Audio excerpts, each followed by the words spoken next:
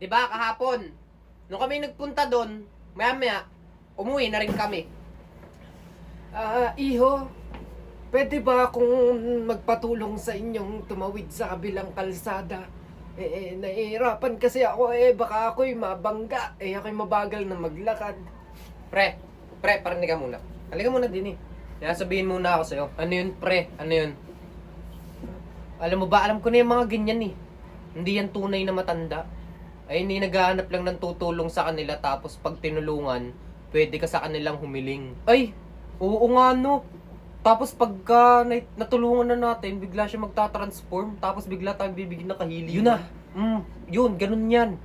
Diwata yan. Kaya nga, Tara, tulungan natin. Tara, tulungan natin. Nay, saan po ba kayo pupunta? tatawid lang ako sa kabilang kalsada. Tatawid lang po kayo sa kabilang kalsada? Gusto niyo po, tulungan na po namin kayo. Marami po kayong bit-bit eh.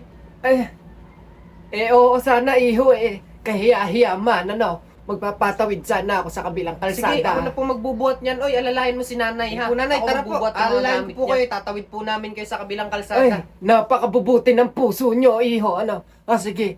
Sige, salamat, ha. Nay, nandito na po kayo. Ay, nako, iho. Mga iho, salamat, ha. Nako, napakabubuti ng puso ninyo at tinulungan nyo akong Ay. makatawid. Maraming salamat sa inyo, Wala ka naman ha. po. Yun, maliit na bagay po. Sadya po kaming matulungin sa lahat ng nangangailangan. Opo, kaya nga po. Ganun po kami, mabait po kami. Ay, nako. Talaga namang napakabubuting bata. Ay, siya. Ako yung una na, ha. Uuwi na ako. Nay, asa na po yung di ba? Alin yon? Ano yun? Yung, alam nyo na po, yung pag natulungan kayo, bigla kayong magta-transform, gaganda, magiging diwata, tapos bibigyan kami ng kahilingan. Oo nga po, nasa na po yun? Diwata!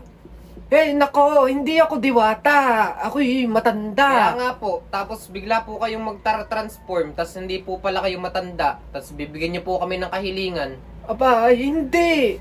Hindi ako diwata. Sino nagsabi sa inyo? Alalayan mo? Uy, Babalik saan natin dadalhin sa ang kabilang gamit ko kalsada. na? Anong alalayan? Pabalikin mo yan mag-isa doon?